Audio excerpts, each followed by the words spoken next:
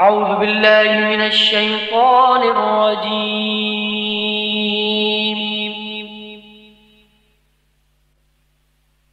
بسم الله الرحمن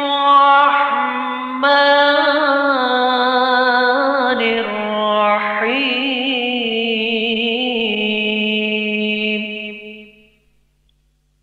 سونک انٹرپرائزز پیش کرتے ہیں ایک اور نصیحت آموز دینی کیسٹ، روزہ ہم سے کیا مطالبہ کرتا ہے۔ دوستو، بزرگوں اور عزیزان گرامی، کون مسلمان ایسا ہوگا جو رمضان کے مہینے کی عظمت اور برکت سے واقف نہ ہو؟ اللہ تعالیٰ نے یہ مہینہ اپنی عبادت کے لیے بنایا ہے، اور نہ معلوم کیا کیا رحمتیں اللہ تعالیٰ اس مہینے میں اپنے بندوں کی طرف مبذول فرماتے ہیں۔ ہم اور آپ ان رحمتوں کا تصور بھی نہیں کر سکتے۔ اس مہینے کے اندر بعض اعمال ایسے ہیں جن کو ہر مسلمان جانتا ہے اور اس پر عمل بھی کرتا ہے۔ مثلا اس ماہ میں روزے فرض ہیں۔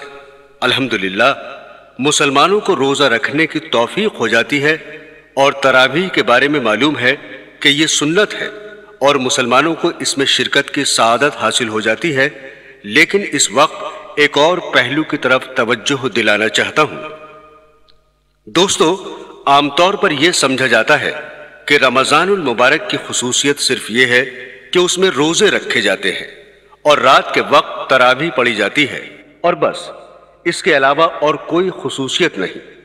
اس میں تو شک نہیں ہے کہ یہ دونوں عبادتیں اس مہینے کی بڑی اہم عبادات میں سے ہیں، لیکن بات صرف یہاں تک ختم نہیں ہوتی، بلکہ در حقیقت رمضان المبارک ہم سے اس سے زیادہ کا مطالبہ کرتا ہے۔ اور قرآن کریم میں اللہ جل شانہ نے ارشاد فرمایا ہے کہ میں نے جنات اور انسانوں کو صرف ایک کام کے لیے پیدا کیا، اور وہ یہ کہ میری عبادت کریں۔ گویا اللہ تعالیٰ نے انسان کی تخلیق کا بنیادی مقصد یہ بتایا کہ وہ اللہ کی عبادت کرے۔ یہاں بعض لوگوں کو، خاص کر نئی روشنی کے لوگوں کو، یہ شبہ ہوتا ہے کہ اگر انسان کی تخلیق کا مقصد صرف عبادت تھا تو اس کام کے لیے انسان کو پیدا کرنے کی کیا ضرورت تھی؟ یہ کام تو فرشتے پہلے سے بہت اچھی طرح انجام دے رہے تھے، اور وہ اللہ کی عبادت، تسبیح اور تقدیس میں لگے ہوئے تھے۔ یہی وجہ ہے کہ جب اللہ تعالیٰ نے حضرت آدم علیہ السلام کو تخلیق فرمانے کا ارادہ کیا اور فرشتوں کو بتایا کہ میں اس طرح کا ایک انسان پیدا کرنے والا ہوں، تو فرشتوں نے بے ساختہ یہ کہا کہ آپ ایک ایسے انسان کو پیدا کر رہے ہیں جو زمین میں فساد مچائے گا اور خون ریزی کرے گا، اور عبادت، تسبیح اور تقدیس ہم انجام دے رہے ہیں۔ اسی طرح آج بھی اعتراض کرنے والے یہ اعتراض کر رہے ہیں کہ اگر انسان کی تخلیق کا مقصد صرف عبادت ہوتا تو اس کے لیے انسان کو پیدا کرنے کی ضرورت نہیں تھی۔ یہ کام تو فرشتے پہلے ہی انجام دے رہے ہیں۔ بے شک اللہ تعالیٰ کے فرشتے اللہ تعالیٰ کی عبادت کر رہے تھے، لیکن ان کی عبادت بالکل مختلف نوعیت کی تھی، اور انسان کے سپرد جو عبادت کی گئی وہ بالکل مختلف نوعیت کی تھی، اس لیے کہ فرشتے جو عبادت کر رہے تھے ان کے مزاج میں اس کے خلاف کرنے کا امکان ہی نہیں تھا۔ وہ اگر چاہے کہ عبادت نہ کریں تو ان کے اندر عبادت چھوڑنے کی صلاحیت نہیں۔ اللہ تعالیٰ نے ان کے اندر سے گناہ کرنے کا امکان ہی ختم فرما دیا، اور نہ انہیں بھوک لگتی ہے، نہ ان کو پیاس لگتی ہے، اور نہ ان کے اندر شہوانی تقاضا پیدا ہوتا ہے، حتیٰ کہ ان کے دل میں گناہ کا وسوسہ بھی نہیں گزرتا۔ گناہ کی خواہش اور گناہ پر اقدام تو دور کی بات ہے۔ اس لیے اللہ تعالیٰ نے ان کی عبادت پر کوئی اجر و ثواب بھی نہیں رکھا، کیونکہ اگر فرشتے گناہ نہیں کر رہے ہیں تو اس میں ان کا کوئی کمال نہیں، اور جب کوئی کمال نہیں تو پھر جنت والا اجر و ثواب بھی مرتب نہیں ہوگا۔ مثلا ایک شخص بینائی سے محروم ہے، جس کی وجہ سے ساری عمر اس نے نہ کبھی فلم دیکھی، نہ کبھی ٹی وی دیکھا، اور نہ کبھی غیر محرم پر نگاہ ڈالی۔ بتائیے کہ ان گناہوں کے نہ کرنے میں اس کا کیا کمال ظاہر ہوا؟ اس لیے کہ اس کے اندر ان گناہوں کے کرنے کی صلاحیت ہی نہیں ہے۔ لیکن ایک دوسرا شخص جس کی بینائی بالکل ٹھیک ہے، جو چیز چاہے دیکھ سکتا ہے، لیکن دیکھنے کی صلاحیت موجود ہونے کے باوجود جب کسی غیر محرم کی طرف دیکھنے کا تقاضا دل میں پیدا ہوتا ہے وہ فوراً اللہ تعالیٰ کے خوف سے نگاہ نیچی کر لیتا ہے۔ اب بظاہر دونوں گناہوں سے بچ رہے ہیں، لیکن دونوں میں زمین آسمان کا فرق ہے۔ پہلا شخص بھی گناہ سے بچ رہا ہے اور دوسرا شخص بھی گناہ سے بچ رہا ہے، لیکن پہلے شخص کا گناہ سے بچنا کوئی کمال نہیں اور دوسرے شخص کا گناہ سے بچنا کمال ہے۔ لہٰذا اگر ملائکہ صبح سے شام تک کھانا نہ کھائیں تو یہ کوئی کمال نہیں، اس لیے کہ انہیں بھوک ہی نہیں لگتی اور انہیں کھانے کی حاجت ہی نہیں، لہٰذا ان کے نہ کھانے پر کوئی اجر و ثواب بھی نہیں۔ لیکن انسان ان تمام حاجتوں کو لے کر پیدا ہوا ہے، لہٰذا کوئی انسان کتنے ہی بڑے سے بڑے مقام پر پہنچ جائے، حتیٰ کہ سب سے اعلیٰ مقام یعنی نبوت پر پہنچ جائے، تب بھی وہ کھانے پینے سے مستثنی نہیں ہو سکتا۔ چنانچہ کفار نے انبیاء پر یہی اعتراض کیا جس کے بارے میں قرآن پاک میں ارشاد ہوا، یہ رسول کیسے ہیں جو کھانا بھی کھاتے ہیں اور بازاروں میں چلتے پھرتے بھی ہیں۔ تو برادران اسلام، کھانے کا تقاضا انبیاء کے ساتھ بھی لگا ہوا ہے۔ اب اگر انسان کو بھوک لگ رہی ہے لیکن اللہ کے حکم کی وجہ سے کھانا نہیں کھا رہا ہے تو یہ کمال کی بات ہے۔ اس لیے اللہ تعالیٰ نے فرشتوں سے فرمایا کہ میں ایک ایسی مخلوق پیدا کر رہا ہوں جس کو بھوک بھی لگے گی، پیاس بھی لگے گی اور اس کے اندر شہوانی تقاضے بھی پیدا ہوں گے اور گناہ کرنے کے دائیے بھی ان کے اندر پیدا ہوں گے، لیکن جب گناہ کا دائیہ پیدا ہوگا اس وقت وہ مجھے یاد کر لے گا اور مجھے یاد کر کے اپنے نفس کو اس گناہ سے بچا لے گا۔ اس کی یہ عبادت اور گناہ سے بچنا ہمارے یہاں قدر و قیمت رکھتا ہے، اور جس کا اجر و ثواب اور بدلہ دینے کے لیے ہم نے جنت تیار کر رکھی ہے، اس لیے کہ اس کے دل میں دائیہ اور تقاضا ہو رہا ہے اور خواہشات پیدا ہو رہی ہیں اور گناہ کے محرکات سامنے آ رہے ہیں، لیکن یہ انسان ہمارے خوف اور ہماری عظمت کے تصور سے اپنی آنکھ کو گناہ سے بچا لیتا ہے، اپنے کان کو گناہ سے بچا لیتا ہے، اپنی زبان کو گناہ سے بچا لیتا ہے اور گناہوں کی طرف اٹھتے ہوئے قدموں کو روک لیتا ہے تاکہ میرا اللہ مجھ سے ناراض نہ ہو جائے۔ یہ عبادت فرشتوں کے بس میں نہیں تھی، اس عبادت کے لیے انسان کو پیدا کیا گیا۔ برادران اسلام، حضرت یوسف علیہ السلام کو جو فتنہ زلیخا کے مقابلے میں پیش آیا، کون مسلمان ایسا ہے جو اس کو نہیں جانتا؟ قرآن کریم کہتا ہے کہ زلیخا نے حضرت یوسف علیہ السلام کو گناہ کی دعوت دی۔ اس وقت زلیخا کے دل میں بھی گناہ کا خیال پیدا ہوا اور حضرت یوسف علیہ السلام کے دل میں بھی گناہ کا خیال آ گیا۔ عام لوگ تو اس سے حضرت یوسف علیہ السلام پر اعتراض اور ان کی تنقیص بیان کرتے ہیں، حالانکہ قرآن کریم یہ بتلانا چاہتا ہے کہ گناہ کا خیال آ جانے کے باوجود اللہ تعالیٰ کے خوف اور ان کی عظمت کے استحضار سے اس گناہ کے خیال پر عمل نہیں کیا اور اللہ تعالیٰ کے حکم کے آگے سر تسلیم خم کر لیا۔ لیکن اگر گناہ کا خیال بھی دل میں نہ آتا اور گناہ کرنے کی صلاحیت ہی نہ ہوتی اور گناہ کا تقاضا ہی پیدا نہ ہوتا تو پھر 1000 مرتبہ زلیخا گناہ کی دعوت دے، پھر تو کمال کی کوئی بات نہیں تھی۔ کمال تو یہی تھا کہ گناہ کی دعوت دی جا رہی ہے، ماحول بھی موجود ہے، حالات بھی سازگار ہیں اور دل میں خیال بھی آ رہا ہے، لیکن ان سب چیزوں کے باوجود اللہ کے حکم کے آگے سر تسلیم خم کر کے فرمایا کہ معاذ اللہ، میں اللہ کی پناہ چاہتا ہوں۔ یہ عبادت ہے جس کے لیے اللہ تعالیٰ نے انسان کو پیدا فرمایا۔ جب انسان کا مقصد تخلیق عبادت ہے تو اس کا تقاضا یہ تھا کہ جب انسان دنیا میں آئے تو صبح سے لے کر شام تک عبادت کے علاوہ کوئی اور کام نہ کرے اور اس کو دوسرے کام کرنے کی اجازت نہ ہونی چاہیے۔ چنانچہ دوسری جگہ قرآن کریم نے فرمایا ہے کہ اللہ تعالیٰ نے مومنوں سے ان کی جانیں اور ان کے مال خرید لیے اور اس کا معاوضہ یہ مقرر فرمایا کہ آخرت میں ان کو جنت ملے گی۔ جب ہماری جانیں بک چکی ہیں تو یہ جانیں جو ہم لیے بیٹھے ہیں وہ ہماری نہیں ہیں بلکہ بکا ہوا مال ہے، اس کی قیمت لگ چکی ہے۔ جب یہ جان اپنی نہیں ہے تو اس کا تقاضا یہ تھا کہ اس جان اور جسم کو سوائے اللہ کی عبادت کے دوسرے کام میں نہ لگایا جائے۔ لہٰذا اگر ہمیں اللہ تعالیٰ کی طرف سے یہ حکم دیا جاتا ہے کہ تمہیں صبح سے شام دوسرے کام کرنے کی اجازت نہیں، بس صرف سجدے میں پڑے رہا کرو اور اللہ اللہ کیا کرو، دوسرے کاموں کی اجازت نہیں، نہ کمانے کی اجازت ہے نہ کھانے کی اجازت ہے، تو یہ حکم انصاف کے خلاف نہ ہوتا، اس لیے کہ پیدا ہی عبادت کے لیے کیا گیا۔ لیکن قربان جائیے ایسے خریدار پر کہ اللہ تعالیٰ نے ہماری جان و مال کو خرید بھی لیا اور اس کی قیمت بھی پوری لگا دی، یعنی جنت، پھر وہ جان و مال ہمیں واپس بھی لوٹا دیا کہ یہ جان و مال تم اپنے پاس رکھ لو، اور ہمیں اس بات کی اجازت دی کہ کھاؤ پیو کماؤ اور دنیا کے کاروبار کرو، بس 5 وقت کی نماز پڑھ لیا کرو اور فلاں فلاں چیزوں سے پرہیز کرو، باقی جس طرح چاہو کرو۔ یہ اللہ تعالیٰ کی عظیم رحمت اور عنایت ہے۔ لیکن دوستو، جائز کرنے کا نتیجہ کیا ہوتا ہے؟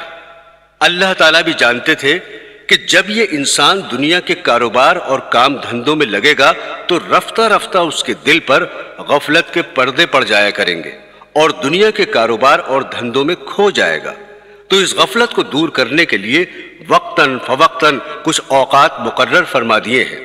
ان میں سے ایک رمضان المبارک کا مہینہ ہے، اس لیے کہ سال کے 11 مہینے تو آپ تجارت میں، زراعت میں، مزدوری میں اور دنیا کے کاروبار اور دھندوں میں کھانے کمانے اور ہنسنے بولنے میں لگے رہے، اور اس کے نتیجے میں دلوں پر غفلت کا پردہ پڑنے لگتا ہے۔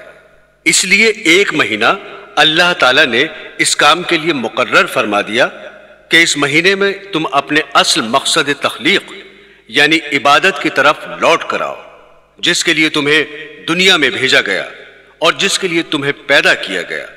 اس ماہ میں اللہ کی عبادت میں لگو اور 11 مہینے تک تم سے جو گناہ سرزد ہوئے ہیں ان کو بخشواؤ، اور دل کی صلاحیتوں پر جو میل آ چکا ہے اس کو دھلواؤ، اور دل میں جو غفلت کے پردے پڑ چکے ہیں ان کو اٹھواؤ۔ اس کام کے لیے ہم نے یہ مہینہ مقرر کیا ہے۔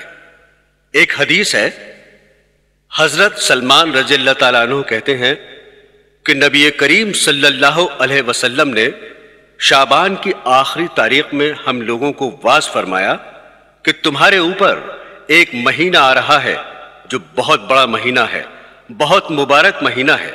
اس میں ایک رات ہے شب قدر جو ہزاروں مہینوں سے بڑھ کر ہے۔ اللہ تعالیٰ نے اس کے روزے کو فرض فرمایا اور اس کے رات کے قیام یعنی تراویح کو ثواب کی چیز بنایا ہے۔ جو شخص اس مہینے میں کسی نیکی کے ساتھ اللہ کا قرب حاصل کرے، ایسا ہے جیسا کہ غیر رمضان میں فرض ادا کیا، اور جو شخص اس مہینے میں کسی فرض کو ادا کرے وہ ایسا ہے جیسا کہ غیر رمضان میں 70 فرض ادا کرے۔ یہ مہینہ صبر کا ہے اور صبر کا بدلہ جنت ہے، اور یہ مہینہ لوگوں کے ساتھ غمخواری کرنے کا ہے۔ اس مہینے میں مومن کا رزق بڑھا دیا جاتا ہے۔ جو شخص کسی روزہ دار کا روزہ افطار کرائے اس کے لیے گناہوں کے معاف ہونے اور آگ سے خلاصی کا سبب ہوگا، اور روزہ دار کے ثواب کی مانند اس کو ثواب ہوگا، مگر اس روزہ دار کے ثواب سے کچھ کم نہیں کیا جائے گا۔ صحابہ نے عرض کیا، یا رسول اللہ، ہم میں سے ہر شخص تو اتنی وسعت نہیں رکھتا کہ روزہ دار کو افطار کرائے۔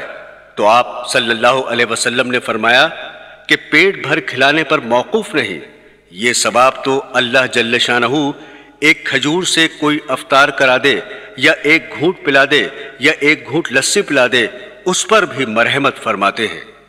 یہ ایسا مہینہ ہے کہ اس کا اول حصہ اللہ کی رحمت ہے اور درمیانی حصہ مغفرت ہے اور آخری حصہ آگ سے آزادی ہے۔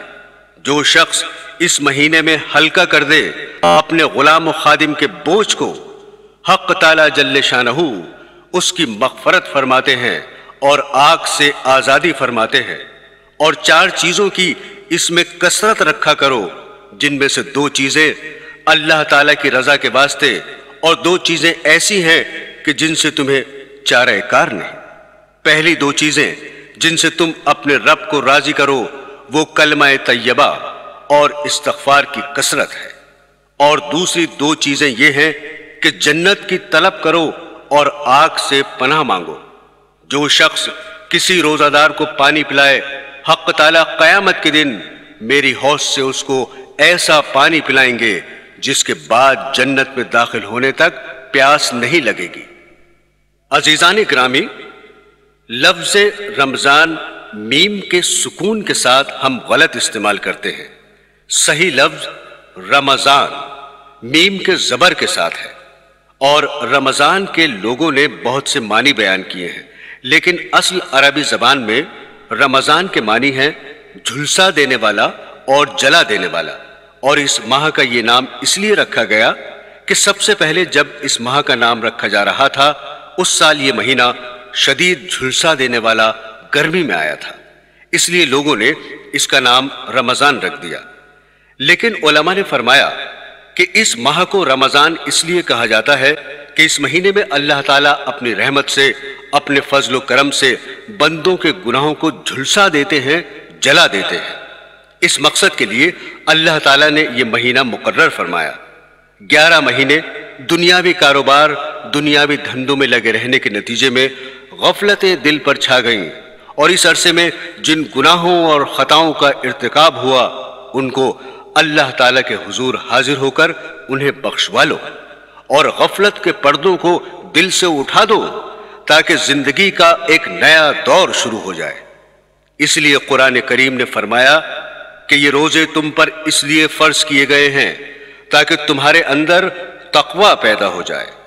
تو رمضان کے مہینے کا اصل مقصد یہ ہے کہ سال بھر کے گناہوں کو بخشوانا اور غفلت کے حجاب دل سے اٹھانا اور دلوں میں تقوی پیدا کرنا۔ جیسے کسی مشین کو جب کچھ عرصے استعمال کیا جائے تو اس کے بعد اس کی سروس کرانی پڑتی ہے، اس کی صفائی کرانی ہوتی ہے، اسی طرح اللہ تعالیٰ نے انسان کی سروس اور اوور ہالنگ کے لیے یہ رمضان المبارک کا مہینہ مقرر فرمایا تاکہ اس مہینے میں اپنی صفائی کراؤ اور اپنی زندگی کو ایک نئی شکل دو۔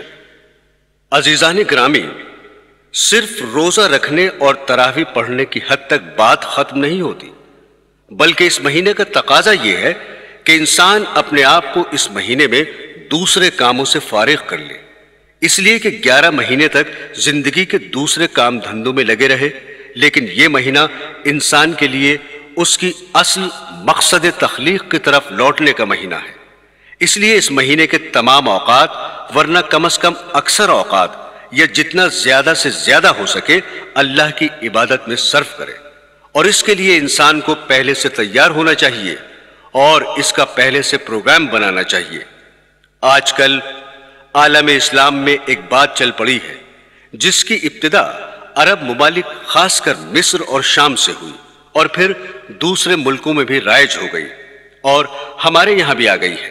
وہ یہ ہے کہ رمضان شروع ہونے سے پہلے کچھ محفلیں منعقد ہوتی ہیں جن کا نام محفل استقبال رمضان رکھا جاتا ہے، جس میں رمضان سے 1-2 دن پہلے ایک اجتماع منعقد کیا جاتا ہے اور اس میں قرآن کریم اور تقریر اور وعظ رکھا جاتا ہے، جس کا مقصد لوگوں کو یہ بتلانا ہوتا ہے کہ ہم رمضان المبارک کا استقبال کر رہے ہیں اور اس کو خوش آمدید کہہ رہے ہیں۔ رمضان المبارک کے استقبال کا یہ جذبہ بہت اچھا ہے، لیکن یہی اچھا جذبہ جب آگے بڑھتا ہے تو کچھ عرصے کے بعد بدعت کی شکل اختیار کر لیتا ہے۔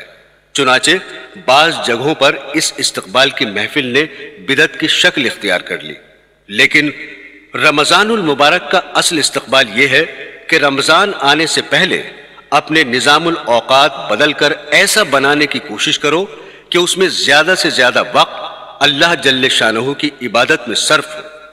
رمضان کا مہینہ آنے سے پہلے یہ سوچو کہ یہ مہینہ آ رہا ہے، کس طرح میں اپنی مصروفیات کو کم کر سکتا ہوں۔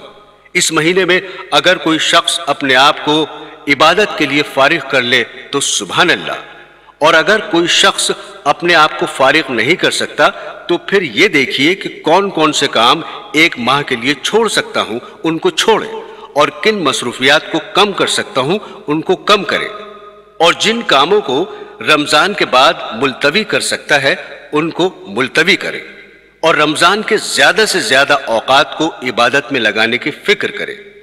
دراصل استقبال رمضان کا صحیح طریقہ یہی ہے۔ اگر یہ کام کر لیا تو انشاءاللہ رمضان المبارک کی صحیح روح اور اس کے انوار و برکات حاصل ہوں گے، ورنہ یہ ہوگا کہ رمضان المبارک آئے گا چلا جائے گا اور اس سے صحیح طور پر فائدہ ہم نہیں اٹھا سکیں گے۔ عزیزان گرامی، جب رمضان المبارک کو دوسرے مشاغل سے فارغ کر لیا تو اب اس فارغ وقت کو کس طرح کام میں صرف کریں؟ جہاں تک روزوں کا تعلق ہے، ہر شخص جانتا ہے کہ روزہ رکھنا فرض ہے، اور جہاں تک تراویح کا معاملہ ہے اس سے بھی ہر شخص واقف ہے، لیکن ایک پہلو کی طرف خاص طور پر متوجہ کرنا چاہتا ہوں، وہ یہ کہ الحمدللہ جس شخص کے دل میں ذرہ برابر بھی ایمان ہے، اس کے دل میں رمضان المبارک کا ایک احترام اور اس کا تقدس ہوتا ہے، جس کی وجہ سے اس کی یہ کوشش ہوتی ہے کہ اس ماہ مبارک میں اللہ کی عبادت کچھ زیادہ کرے اور کچھ نوافل زیادہ پڑھے۔ جو لوگ عام دنوں میں 5 وقت کی نماز ادا کرنے کے لیے مسجد میں آنے سے کتراتے ہیں، وہ لوگ بھی تراویح جیسی لمبی نماز میں بھی روزانہ شریک ہوتے ہیں۔ یہ سب الحمدللہ اس ماہ کی برکت ہے کہ لوگ عبادت میں، نماز میں، ذکر و اذکار اور تلاوت قرآن میں مشغول ہوتے ہیں۔ نبی کریم صلی اللہ علیہ وسلم کا ارشاد ہے کہ رمضان المبارک کی ہر شب و روز میں اللہ کے یہاں سے جہنم کے قیدی چھوڑ دیے جاتے ہیں، اور ہر مسلمان کے لیے ہر شب و روز میں ایک دعا ضرور قبول ہوتی ہے۔ برادران اسلام، نفلی نمازوں، نفلی عبادات، نفلی ذکر و اذکار اور نفلی تلاوت قرآن کریم سے زیادہ مقدم ایک اور چیز ہے جس کی طرف توجہ نہیں جاتی ہے، وہ یہ ہے کہ اس مہینے کو گناہوں سے پاک کر کے گزارنا، کہ اس ماہ میں ہم سے کوئی گناہ سرزد نہ ہو۔ اس مبارک مہینے میں آنکھ نہ بہکے، نظر غلط جگہ پر نہ پڑے، کان غلط چیزیں نہ سنے، زبان سے کوئی غلط کلمہ نہ نکلے، اور اللہ تبارک و تعالیٰ کی معصیت سے مکمل اجتناب ہو۔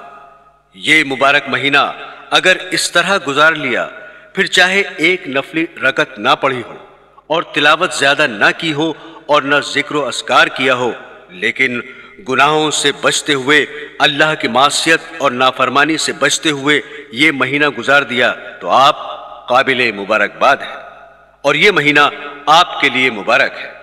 11 مہینے تک ہر قسم کے کام میں مبتلا رہتے ہیں، اور یہ اللہ تبارک و تعالیٰ کا ایک مہینہ آ رہا ہے، کم از کم اس کو تو گناہوں سے پاک کر لو، اس میں تو اللہ تعالیٰ کی نافرمانی نہ کرو، اس میں تو کم از کم جھوٹ نہ بولو، اس میں تو غیبت نہ کرو، اس میں تو بدنگاہی کے اندر مبتلا نہ ہو، اس مبارک مہینے میں تو کانوں کا غلط استعمال نہ کرو، اس میں تو رشوت نہ کھاؤ، اس میں سود نہ کھاؤ، کم از کم ایک مہینہ اس طرح گزار لو۔ عزیزان گرامی، روزے تو ماشاءاللہ بڑے ذوق و شوق سے رکھ رہے ہیں، لیکن روزے کے کیا معنی ہیں؟ روزے کے معنی یہ ہیں کہ کھانے سے اجتناب کرنا، پینے سے اجتناب اور نفسانی خواہشات کی تکمیل سے اجتناب کرنا۔ روزے میں ان تینوں چیزوں سے اجتناب ضروری ہے۔ اب یہ دیکھیں کہ یہ تینوں چیزیں ایسی ہیں جو حلال ہیں، کھانا حلال، پینا حلال، اور جائز طریقے سے زوجین کا نفسانی خواہشات کی تکمیل کرنا حلال۔ اب روزے کے دوران آپ ان حلال چیزوں سے تو پرہیز کر رہے ہیں، نہ کھا رہے ہیں، نہ پی رہے ہیں، لیکن جو چیزیں پہلے سے حرام تھیں، مثلا جھوٹ بولنا، غیبت کرنا، بدنگاہی کرنا، جو ہر حال میں حرام تھی، روزے میں یہ سب چیزیں ہو رہی ہیں۔ اب روزہ رکھا ہوا ہے اور جھوٹ بول رہے ہیں، روزہ رکھا ہوا ہے اور غیبت کر رہے ہیں، روزہ رکھا ہوا ہے اور بدنگاہی کر رہے ہیں، روزہ رکھا ہوا ہے لیکن وقت پاس کرنے کے لیے گندی گندی فلمیں دیکھ رہے ہیں۔ یہ کیا روزہ ہوا کہ حلال چیز تو چھوڑ دی اور حرام چیز نہیں چھوڑی؟ اس لیے حدیث شریف میں نبی کریم صلی اللہ علیہ وسلم نے فرمایا کہ اللہ تعالیٰ فرماتے ہیں جو شخص روزے کی حالت میں جھوٹ بولنا نہ چھوڑے تو مجھے اس کے بھوکا اور پیاسا رہنے کی کوئی حاجت نہیں۔ اس لیے جب جھوٹ بولنا نہیں چھوڑا جو پہلے سے حرام تھا تو کھانا چھوڑ کر اس نے کون سا بڑا کمال کیا۔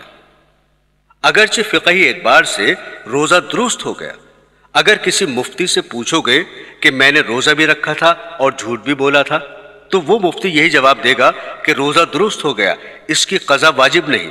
لیکن اس کی قضا واجب نہ ہونے کے باوجود اس روزے کا ثواب اور برکات ملیا میٹ ہو گئی، اس واسطے کہ تم نے اس روزے کی روح حاصل نہیں کی۔ قرآن حکیم میں ارشاد باری تعالیٰ ہے کہ اے ایمان والو، تم پر روزے فرض کیے گئے جیسے پچھلی امتوں پر فرض کیے گئے۔ کیوں روزے فرض کیے گئے؟ تاکہ تمہارے اندر تقوی پیدا ہو۔ یعنی روزہ اصل میں اس لیے تمہارے ذمے شروع کیا گیا تاکہ اس کے ذریعے تمہارے دل میں تقوی کی شمع روشن ہو۔ اب سنیے روزے سے تقوی کس طرح پیدا ہوتا ہے۔ بعض علماء کرام نے فرمایا کہ روزے سے تقوی اس طرح پیدا ہوتا ہے کہ روزہ انسان کی قوت حیوانیہ اور قوت بہیمیہ کو توڑتا ہے۔ جب آدمی بھوکا رہے گا تو اس کی وجہ سے اس کی حیوانی خواہشات اور حیوانی تقاضے کچلے جائیں گے، جس کے نتیجے میں گناہوں پر اقدام کرنے کا داعیہ اور جذبہ سست پڑ جائے گا۔ لیکن ہمارے حضرت مولانا شاہ اشرف علی تھانوی رحمت اللہ علیہ نے فرمایا کہ صرف قوت بہیمیہ توڑنے کی بات نہیں، بلکہ بات دراصل یہ ہے کہ جب آدمی صحیح طریقے سے روزہ رکھے گا تو یہ روزہ خود تقوی کی ایک عظیم الشان سیڑھی ہے۔ اس لیے کہ تقوی کے کیا معنی ہے؟ تقوی کے معنی یہ ہیں کہ اللہ جل جلالہ کے عظمت کے استحضار سے، اس کے گناہوں سے بچنا، یعنی یہ سوچ کر کہ میں اللہ تعالیٰ کا بندہ ہوں اور اللہ تعالیٰ مجھے دیکھ رہے ہیں، اللہ تعالیٰ کے سامنے حاضر ہو کر مجھے جواب دینا ہے اور اللہ تعالیٰ کے سامنے پیش ہونا ہے۔ اس تصور کے بعد جب انسان گناہوں کو چھوڑتا ہے تو اسی کا نام تقوی ہے۔ جیسا کہ اللہ تعالیٰ فرماتے ہیں جو شخص اس بات سے ڈرتا ہے کہ مجھے اللہ تعالیٰ کے دربار میں حاضر ہونا ہے اور کھڑا ہونا ہے اور اس کے نتیجے میں وہ اپنے آپ کو ہوائے نفس اور خواہشات سے روکتا ہے، یہی تقوی ہے۔ لہذا روزہ حصول تقوی کے لیے بہترین ٹریننگ اور بہترین تربیت ہے۔ جب روزہ رکھ لیا تو آدمی پھر کیسے ہی گناہگار، خطاکار اور فاسق و فاجر ہو، جیسا بھی ہو، لیکن روزہ رکھنے کے بعد اس کی یہ کیفیت ہوتی ہے کہ سخت گرمی کا دن ہے، سخت پیاس لگی ہوئی ہے، کمرے میں اکیلا ہے، کوئی دوسرا پاس موجود نہیں اور دروازے پر کنڈی لگی ہوئی ہے اور کمرے میں فریج موجود ہے اور اس فریج میں ٹھنڈا پانی موجود ہے۔ اس وقت انسان کا نفس یہ تقاضا کرتا ہے کہ شدید گرمی کے عالم میں ٹھنڈا پانی پی لوں، لیکن کیا وہ شخص فریج سے ٹھنڈا پانی نکال کر پی لے گا؟ ہرگز نہیں پیے گا۔ حالانکہ اگر وہ پانی پی لے تو کسی بھی انسان کو کانوں کان خبر نہ ہوگی، کوئی لعنت اور ملامت کرنے والا نہیں ہوگا اور دنیا والوں کے سامنے وہ روزہ دار ہی رہے گا اور شام کو باہر نکل کر آرام سے لوگوں کے ساتھ افطاری کھا لے تو کسی شخص کو بھی پتہ نہیں چلے گا کہ اس نے روزہ توڑ دیا ہے۔ لیکن اس سب کے باوجود وہ پانی نہیں پیتا ہے۔ کیوں نہیں پیتا؟ پانی نہ پینے کی اس کے علاوہ کوئی اور وجہ نہیں ہے کہ وہ یہ سوچتا ہے کہ اگرچہ کوئی مجھے نہیں دیکھ رہا ہے لیکن میرا مالک جس کے لیے میں نے روزہ رکھا ہے وہ تو مجھے دیکھ رہا ہے۔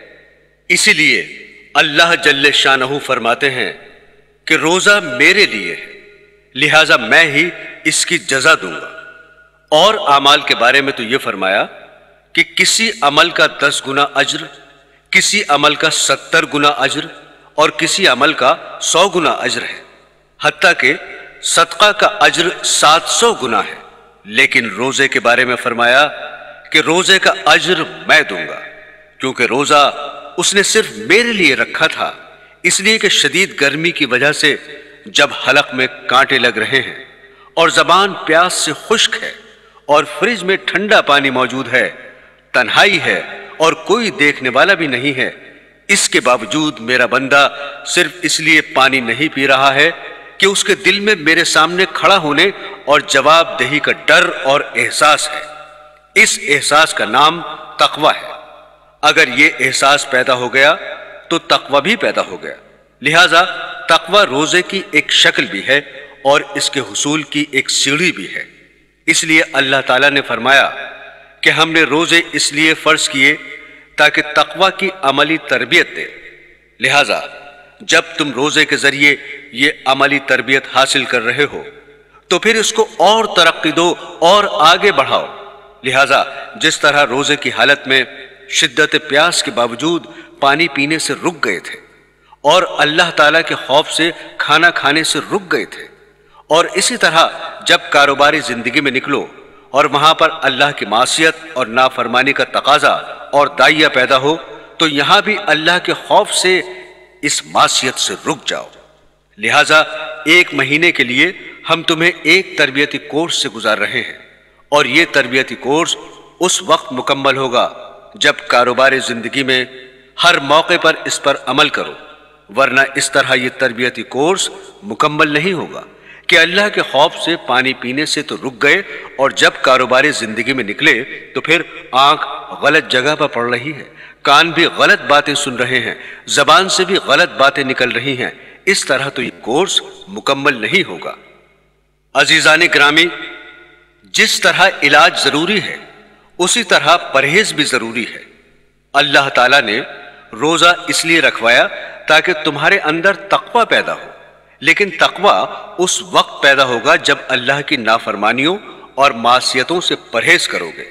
مثلا کمرے کو ٹھنڈا کرنے کے لیے آپ نے اس میں ایئر کنڈیشن لگایا، اور ایئر کنڈیشن کا تقاضا یہ ہے کہ وہ پورے کمرے کو ٹھنڈا کر دے۔ اب آپ نے اس کو آن کر دیا، لیکن ساتھ ہی اس کمرے کی کھڑکیاں اور دروازے کھول دیے۔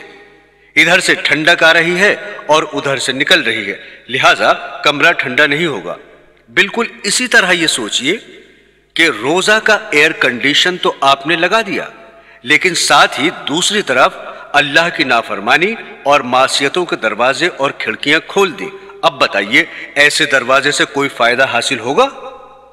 اسی طرح روزے کے اندر یہ حکمت کہ اس کا مقصد قوت بہیمیہ توڑنا ہے، یہ بات کی حکمت ہے۔ اصل مقصد یہ ہے کہ ان کے حکم کی اتباع ہو، اور سارے دین کا دار و مدار اللہ اور اللہ کے رسول کے حکم کی اتباع ہے۔ وہ جب کہیں کہ کھاؤ اس وقت کھانا دین ہے، اور جب وہ کہیں کہ مت کھاؤ اس وقت نہ کھانا دین ہے۔ اللہ تعالیٰ نے اپنی اطاعت اور اپنی اتباع کا عجیب نظام بنایا ہے کہ سارا دن تو روزہ رکھنے کا حکم دیا اور اس پر بڑا اجر و ثواب رکھا، لیکن ادھر آفتاب غروب ہوا، ادھر یہ حکم آ گیا کہ اب جلدی افطار کرو، کیونکہ بلا وجہ افطار میں تاخیر کرنا مکروہ اور ناپسندیدہ ہے۔ کیوں ناپسندیدہ ہے؟ اس لیے کہ جب آفتاب غروب ہو گیا تو اب ہمارا یہ حکم آ گیا کہ اب بھی اگر نہیں کھاؤ گے اور بھوکے رہو گے تو یہ بھوک کی حالت ہمیں پسند نہیں۔ اس لیے کہ اصل کام ہماری اتباع کرنا ہے، اپنا شوق پورا نہیں کرنا ہے۔ دوستو، عام حالات میں دنیا کی کسی چیز کی حرص اور ہوس بہت بری چیز ہے، لیکن جب وہ کہیں کہ حرص کرو تو پھر حرص ہی میں لطف اور مزہ ہے۔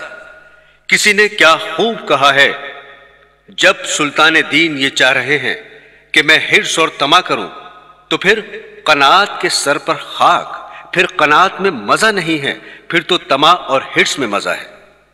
یہ افطار میں جلدی کرنے کا حکم اسی وجہ سے ہے۔ غروب آفتاب سے پہلے تو یہ حکم تھا، ایک ذرہ بھی اگر منہ میں چلا گیا تو گناہ بھی لازم اور کفارہ بھی لازم۔ مثلا 7 بجے آفتاب غروب ہو رہا تھا، اب اگر کسی شخص نے 6:59 پر ایک چنے کا دانہ کھا لیا، اب بتائیے کہ روزے میں کتنی کمی آئی؟ صرف 1 منٹ کی کمی آئی، 1 منٹ کا روزہ توڑا، لیکن اس 1 منٹ کے روزے کے کفارے میں 60 دن کے روزے رکھنے واجب ہیں۔ اس لیے کہ بات صرف ایک چنے اور 1 منٹ کی نہیں ہے، بات دراصل یہ ہے کہ اس نے ہمارا حکم توڑا۔ ہمارا حکم یہ تھا کہ جب تک آفتاب غروب نہ ہو جائے اس وقت تک کھانا جائز نہیں، لیکن تم نے یہ حکم توڑ دیا، لہٰذا اب 1 منٹ کے بدلے میں 60 دن کے روزے رکھو۔ اور پھر جیسے ہی آفتاب غروب ہو گیا تو یہ حکم آ گیا، اب جلدی کھاؤ، اگر بلا وجہ تاخیر کر دی تو گناہ ہوگا۔ کیوں؟ اس واسطے کہ ہم نے حکم دیا تھا کہ کھاؤ، اب کھانا ضروری ہے۔ لیکن میرے عزیزو، سحری کے بارے میں حکم یہ ہے کہ سحری تاخیر سے کھانا افضل ہے، جلدی کھانا خلاف سنت ہے۔ بعض لوگ رات کو 12 بجے سحری کھا کر سو جاتے ہیں، یہ خلاف سنت ہے۔ چنانچہ صحابہ کرام کا بھی یہی معمول تھا کہ بالکل آخری وقت تک کھاتے رہتے تھے، اس واسطے کہ یہ وہ وقت ہے جس میں اللہ تعالیٰ کی طرف سے نہ صرف یہ کہ کھانے کی اجازت ہے بلکہ کھانے کا حکم ہے۔ اس لیے جب تک وہ وقت باقی رہے گا ہم کھاتے رہیں گے، کیونکہ اللہ تعالیٰ کے حکم کی اتباع اور اطاعت اسی میں ہے۔ اب اگر کوئی شخص پہلے سحری کھا لے تو گویا کہ اس نے روزے کے وقت میں اپنی طرف سے اضافہ کر دیا، اس لیے پہلے سے سحری کھانے کو ممنوع قرار دیا گیا۔ پورے دین میں سارا کھیل اتباع کا ہے۔ جب ہم نے کہا کہ کھاؤ تو کھانا ثواب ہے، اور جب ہم نے کہا کہ مت کھاؤ تو نہ کھانا ثواب ہے۔ اس لیے حضرت حکیم الامت رحمت اللہ علیہ فرمایا کرتے تھے کہ جب اللہ میاں کہہ رہے ہیں کہ کھاؤ اور بندہ کہے میں تو نہیں کھاتا یا میں کم کھاتا ہوں، یہ تو بندگی اور اطاعت نہ ہوئی۔ ارے بھائی، نہ تو کھانے میں کچھ رکھا ہے اور نہ ہی نہ کھانے میں کچھ رکھا ہے، سب کچھ ان کی اطاعت میں ہے۔ اس لیے جب انہوں نے کہہ دیا کہ کھاؤ تو پھر کھاؤ، اس میں اپنی طرف سے زیادہ پابندی کرنے کی ضرورت نہیں ہے۔ نبی کریم صلی اللہ علیہ وسلم کا ارشاد ہے کہ ہمارے اور اہل کتاب یعنی یہود و نصارہ کے روزے میں سحری کھانے سے فرق ہوتا ہے کہ وہ سحری نہیں کھاتے۔ ایک جگہ ارشاد ہے کہ سحری کھایا کرو کہ اس میں برکت ہے، ایک جگہ ارشاد ہے کہ 3 چیزوں میں برکت ہے، جماعت میں اور سرید میں اور سحری کھانے میں۔ اس حدیث میں جماعت سے عام مراد ہے نماز کی جماعت اور ہر وہ کام جس کو مسلمانوں کی جماعت مل کر کرے کہ اللہ کی مدد اس کے ساتھ فرمائی گئی ہے۔ اور سرید گوشت میں پکی ہوئی روٹی کہلاتی ہے جو نہایت لذیذ کھانا ہوتا ہے۔ تیسرے، سحری۔ نبی کریم صلی اللہ علیہ وسلم جب کسی صحابی کو اپنے ساتھ سحر کھلانے کے لیے بلاتے تو ارشاد فرماتے کہ آؤ برکت کا کھانا کھا لو۔ ایک اور حدیث میں ارشاد ہے کہ سحری کھا کر روزے پر قوت حاصل کرو اور دوپہر کو سو کر آخر شب کے اٹھنے پر مدد چاہا کرو۔ برادران اسلام، اہتمام کرنے کی چیز یہ ہے کہ جب روزہ رکھ لیا تو اب اپنے آپ کو گناہوں سے بچاؤ، آنکھوں کو بچاؤ، کانوں کو بچاؤ، زبانوں کو بچاؤ۔ ایک رمضان کے موقع پر ایک بزرگ دین نے فرمایا کہ میں ایک ایسی بات کہتا ہوں جو کوئی اور نہیں کہے گا، وہ یہ کہ اپنے نفس کو اس طرح بہلاؤ اور اس سے عہد کر لو کہ 1 مہینہ بغیر گناہ کے گزار لو۔ جب یہ 1 مہینہ گزر جائے تو پھر تیرا جو جی چاہے کرنا۔ چنانچہ فرماتے ہیں کہ اللہ تعالیٰ کی رحمت سے امید ہے کہ جب یہ 1 مہینہ بغیر گناہ کے گزر جائے گا تو پھر اللہ تعالیٰ خود اس کے دل میں گناہ چھوڑنے کا داعیہ پیدا فرما دیں گے۔ لیکن یہ عہد کر لو کہ یہ اللہ کا مہینہ آ رہا ہے، یہ عبادت کا مہینہ ہے، یہ تقوی پیدا کرنے کا مہینہ ہے، ہم اس میں گناہ نہیں کریں گے، اور ہر شخص اپنے گریبان میں منہ ڈال کر دیکھے کہ وہ کن گناہوں میں مبتلا ہے، پھر ان سب کے بارے میں یہ عہد کر لے کہ میں ان میں مبتلا نہیں ہوں گا۔ مثلا یہ عہد کر لے کہ رمضان المبارک میں آنکھ غلط جگہ پر نہیں اٹھے گی، کان غلط بات نہیں سنیں گے، زبان سے غلط بات نہیں نکلے گی۔ یہ تو کوئی بات نہ ہوئی کہ روزہ بھی رکھا ہوا ہے اور فواحشات کو آنکھ سے دیکھ رہے ہیں اور اس سے لطف اندوز ہو رہے ہیں۔ دوسری اہم بات جو وہ حضرت رحمت اللہ علیہ فرماتے تھے کہ کم از کم اس 1 مہینے میں تو رزق حلال کا اہتمام کر لو، جو لقمہ آئے وہ حلال کا آئے، کہیں ایسا نہ ہو کہ روزہ تو اللہ کے لیے رکھا اور اس کو حرام چیز سے افطار کر رہے ہیں، سود پر افطار ہو رہا ہے یا رشوت پر افطار ہو رہا ہے یا حرام آمدنی پر افطار ہو رہا ہے۔ یہ کیسا روزہ ہوا کہ سحری بھی حرام اور افطاری بھی حرام اور درمیان میں روزہ؟ اس لیے خاص طور پر اس مہینے میں حرام روزی سے بچو اور اللہ تبارک و تعالیٰ سے مانگو کہ یا اللہ میں رزق حلال کھانا چاہتا ہوں، مجھے رزق حرام سے بچا لیجیے۔ بعض حضرات وہ ہیں جن کا بنیادی ذریعہ معاش الحمدللہ حرام نہیں ہے بلکہ حلال ہے، البتہ اہتمام نہ ہونے کی وجہ سے کچھ حرام آمدنی کی آمیزش ہو جاتی ہے۔ ایسے حضرات کے لیے حرام سے بچنا کوئی دشوار کام نہیں ہے، وہ کم از کم اس مہینے میں تھوڑا سا اہتمام کر لیں اور حرام آمدنی سے بچیں۔ یہ عجیب قصہ ہے کہ اس ماہ کے لیے تو اللہ تعالیٰ نے فرمایا تھا کہ یہ صبر کا مہینہ ہے، یہ غم خواری کا مہینہ ہے، ایک دوسرے سے ہمدردی کا مہینہ ہے، لیکن اس ماہ میں لوگ الٹا کھال کھینچنے کی فکر کرتے ہیں۔ ادھر رمضان المبارک کا مہینہ آیا اور ادھر چیزوں کی ذخیرہ اندوزی شروع کر دی، لہٰذا کم از کم اس مہینے میں اپنے آپ کو ایسے حرام کاموں سے بچاؤ۔ بعض حضرات وہ ہیں جن کا ذریعہ آمدنی مکمل طور پر حرام ہے، مثلاً وہ کسی سودی ادارے میں ملازم ہے۔ ایسے حضرات اس ماہ میں کیا کریں؟